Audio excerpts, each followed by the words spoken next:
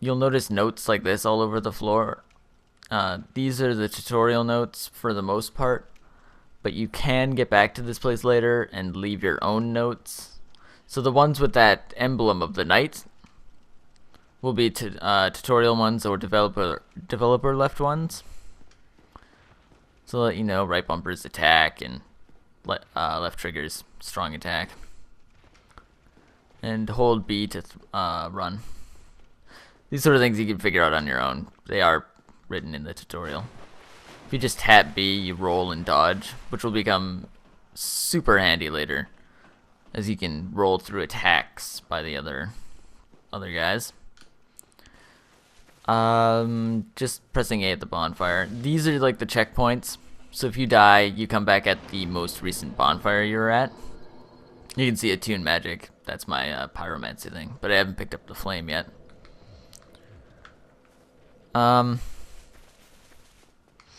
tutorial's fairly straightforward, but there are some things it doesn't really tell you right away and are kind of hard to figure out. For example, this guy. Your little tag here says just get away. The door locks behind you. The door behind it is locked. You have to run to the left here. There's torches on the wall and a door you go through to escape it, which is really out of the way and takes you quite a while to figure out sometimes. These items, like the white kind of smoky effect there, are your items to pick up. You just go over them and press A. To equip the shield I just picked up, you have to press the start button if you're on Xbox, of course. And you'll want to right bumper over to equipment. You'll come up with this screen where your armor, there's your broken sword, you can just put that away. Press X to unequip it, you don't need it. And if you go down the top row here, these two are your primary weapon slots for the right hand, and this is your secondary weapons. You can put primary and secondary, it doesn't matter where, but if you put the shield in the left hand, you can use it. So you press left bumper and hold it down to shield, to block things. It'll take a little bit of stamina. That guy just runs away, by the way. You don't actually have to hit him. If you hit him, he'll stand and fight with you right there, but he'll run away and you can pick up your other item, which will be your primary weapon. Picking up your primary weapon will help you out a lot, as the broken shield, broken straight sword, whatever you start with, does 20 damage to usually 80, I think, unless you're like a thief and you get a dagger. It's not so good. What I did there is I snuck around him, and if you're facing the back, you can press the right bumper, and if you're fairly square with them on the back, it'll do a backstab for bonus damage. Also very helpful. I don't think it tells you that in the tutorial right away. Alright, then you're going to come to this area. To the left, there's nothing for you at this time. Might be his backstep and roll. Then you're going to want to go up the stairs. But there's a boulder. I still got hit by it. You'll want to run back down the stairs. It'll open up this little bit here, so you can talk to this guy. He gives you the important kind of information about the story. And the objects you need to go around. The Estus flask he gave me, you see it came up on the bottom here. That's your healing item. You just press X, it heals. They go down, but every time you rest at a bonfire, it replenishes them to however many that bonfire has been kindled for, which is something I can explain later. You get a key for up here. This is where you're going to find your secondary items if you get one. For example, the pyromancy gets the pyromancy flame, which then also you just equip the same. Then when you're there, see the fireballs lit up now? You just press right bumper to use those. Here's someone. Ow. It takes a while to cast. Forgot to go, I'm busy.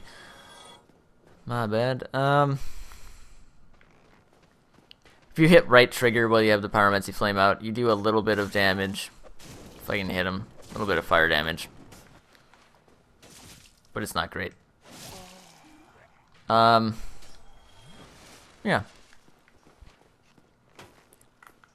The other thing, I'm not sure it tells you in the tutorial here. Let me just look.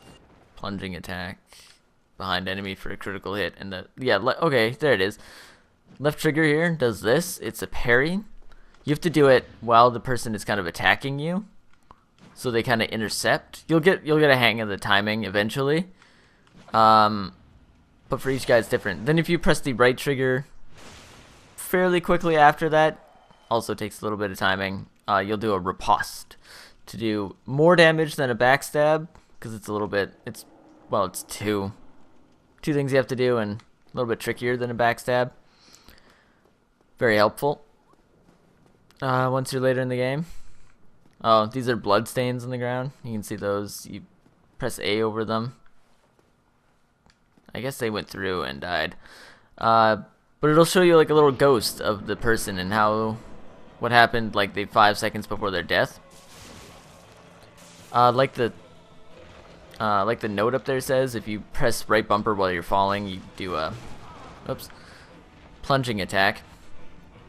It's a little harder to play than I thought while you're while talking here. If you two-hand your weapon by pressing Y, the fall damage will do more too. Now this is where rolling will come in handy, because you can roll out of the way of attacks. Let's see if I can actually do it. There we go.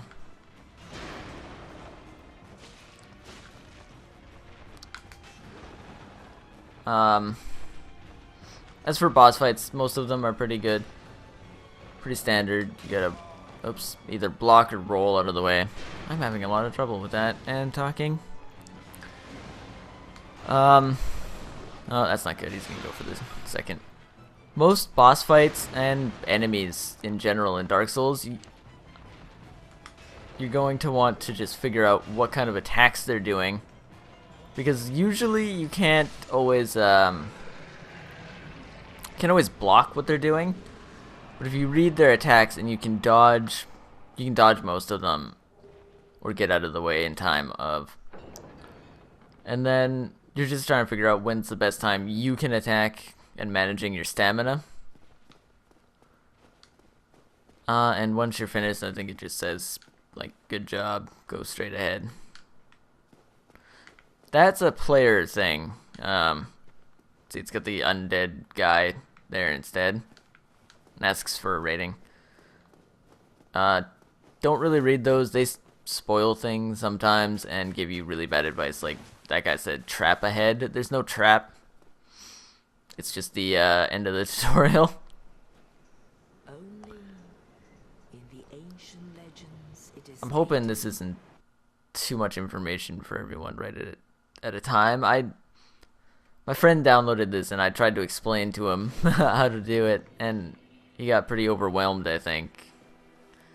So I'm hoping a visual aid will kind of clear it up.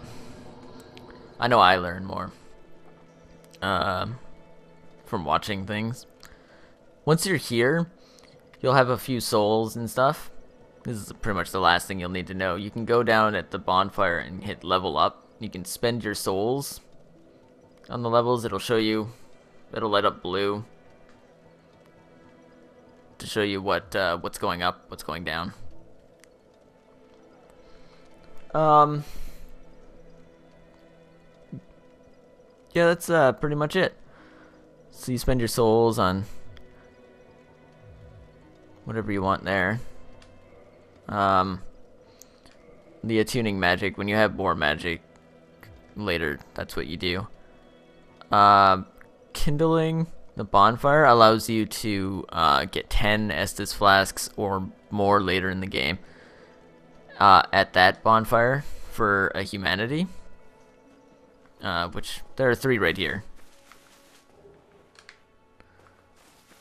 So I guess I can show you. I'll just unequip some stuff here. See, you're character when he's undead. It's kind of gross. You go to reverse hollowing. Oops. Now, even though, yeah, it said I have humanity, but what you're going to want to do is use it. That'll give you pretty much full health, no matter how dead you are, for one thing. And it'll add up the counter in the top left of the screen there. Now I have a 1 instead of a 0. That's kind of like soft humanity. You can lose that if you die, like your souls. I'll probably I can just do that now, actually. So when you die, you're going to lose all your stuff. Your humanity that's in that corner is going to come off. If you are human and reverse your hollowing, that will also be undone. You'll lose that forever. But see, you'll find this and it'll say recover lost power. That's there until you die again. So you haven't lost your stuff the moment you died, and it brings that stuff back to like 5 seconds before you were killed. So you don't have to. So if you like entered a boss room and died immediately, it should be outside the boss room. See, I got all my souls back now, and my humanity up in the corner, which you can reverse hollowing. Once you're human, you can be invaded by other players, but you can also summon people to help you with the next boss fight, which is useful, just so you know. And that's pretty much the basics of Dark Souls. So, if I think of anything else or any kind of advanced tactic, I will be sure to put it in the next video, make another one. If you found it helpful, leave a like, I guess. Yeah. So good luck.